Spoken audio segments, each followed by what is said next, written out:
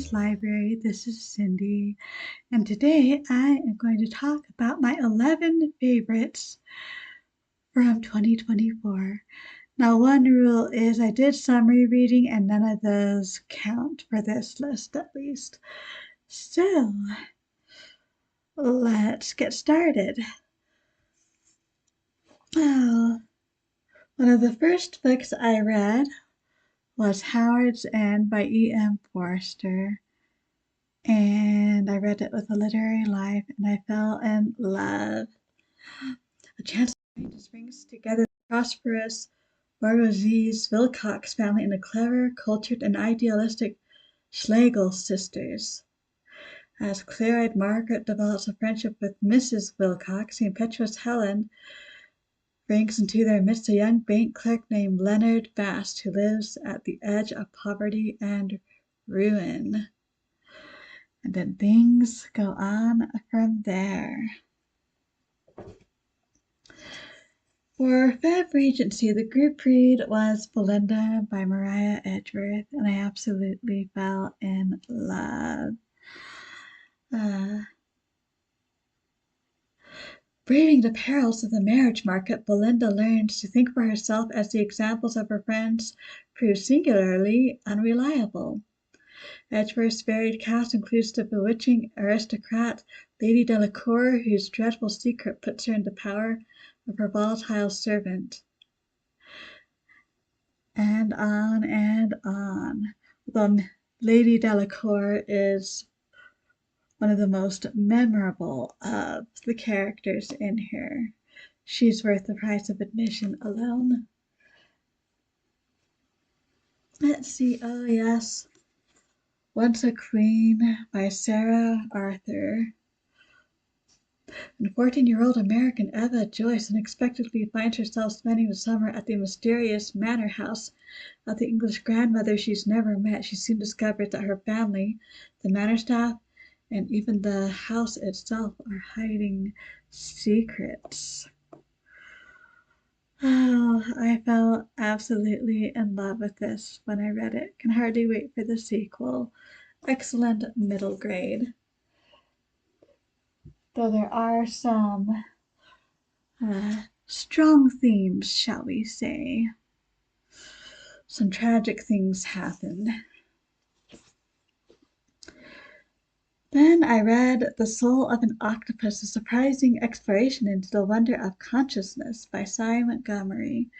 This was a surprise. I usually don't react so strongly to nonfiction, especially if it's not biography or history, but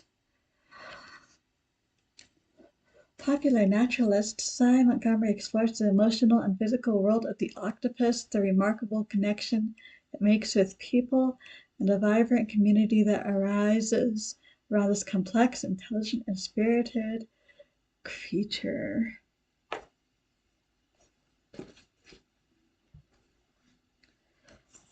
Oh, then I finally did it. At Home in Mitford by Karon. I started the Mitford series. Actually, I read the first one a long time ago, but I did not appreciate it in the same way, nor did I realize what it was at the time. It's easy to feel at home in Mitford in these high green hills. The air is pure, the village is charming, and the people are generally lovable. Yet Father Tim, the bachelor rector who yearns for something more, suddenly finds he has more than he can handle. Of course he does. See, Matter of the Heart, What 100 Years of Living Have Taught Me by Russell M. Nelson. Oh, quite inspiring and reminded me a lot of his general conference talks that he has given over the years, especially the ones he's given since he's become the president of the Church of Jesus Christ of Latter-day Saints. It is a rare opportunity to learn from the wisdom of one who has witnessed a century of life, including all of its joys, sorrows, changes, and unchanging truths. It's even rarer to have such a witness from a prophet of God. So, absolutely loves this. I say that a lot about these, but it's true. Then The Three Brides by Charlotte Mary Yongue. This is my major Charlotte Mary Yongue this year, and I fell in love. We have a widow. She has been a widow for some time. She basically raised up her 5 boys, still in the process, some of the youngest ones, and even the older ones that have left the nest, metaphorically speaking, more or less.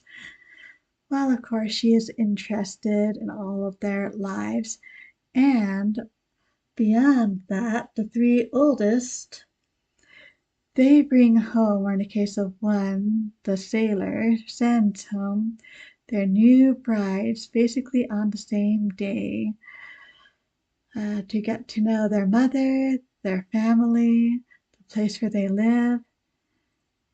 And in Charlotte Mary Yongue fashion, things go on from there. And for October, I read Little Dorrit by Charles Dickens. I love Little Dorrit. When Arthur Clennon returns to England after many years abroad, he takes a kindly interest in Amy Dorrit, his mother's seamstress, and in the affairs of Amy's father, William Dorrit, a man of shabby grandeur, long imprisoned for debt in the Marshalsea. And their lives intertwine with each other and with others around them, and things go on from there. And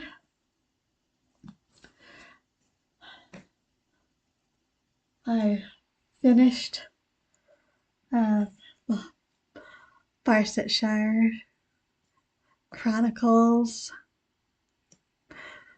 This year specifically, I finished the last Chronicle of Barset, and it was very good. The interesting thing is this is book 6 in the series, and yes, it is the last of the series. And it would not be so marvelous if it were not for all the books that have come before. Anthony Trollope, this has its main primary story and is its own thing, but within that story is woven in many of the characters and places we have already visited in Barsetshire. And amazing, totally worth it. When Reverend Josiah Crawley, the impoverished curate of Hogglestock, uses a large cheque to pay his debts, he is accused of theft. Shamed before the community, his world begins to crumble, and he even questions his own sanity when he finds himself unable to account for the money. So that is the primary plot of this, but, well, let's just say, given how big it is, there's a lot more to this book than that. So, those are the 9 that I found. The 2 that I did not find my physical copy of. The Elegance of the Hedgehog by Muriel Barbury, which just made me want to give the characters a big hug by the end. It is the story of a precocious young girl who's dissatisfied with life, and the rather elderly concierge of the posh building she lives in, who is a widow and has secrets of her own. We'll leave it at that. And then the final one I want to talk about is The Mythmakers by John Hendrix, in which he interweaves the stories of J.R.R. Tolkien and C.S. Lewis in a wonderful way. They, of course, were some of the primary myth makers of the 20th century, at least in their lifetimes, have affected everything since. And What makes this special is John Hendrix, he is not an academic, he's not a biographer or anything like that. What he is he is an artist, a graphic novelist, and he makes graphic novels about important figures. And this year he released one on J.R.R. Tolkien and C.S. Lewis. Probably the best thing I read about them this year, although it has some contenders. But I'm going to go with this one because the whole thing together was amazing, including managing to explain some of their important theories and concepts about story and fantasy and fairy tales and such. Anyway, those are the 11 items that probably impacted me the most, that I remember the best from this year's reading. How did your reading year go? I'd love to hear all about it. I'd love to hear all about what your favorites were. Thank you so much for stopping by. Truly do appreciate it. So until next time, hope you all stay safe and healthy. And as always, happy reading.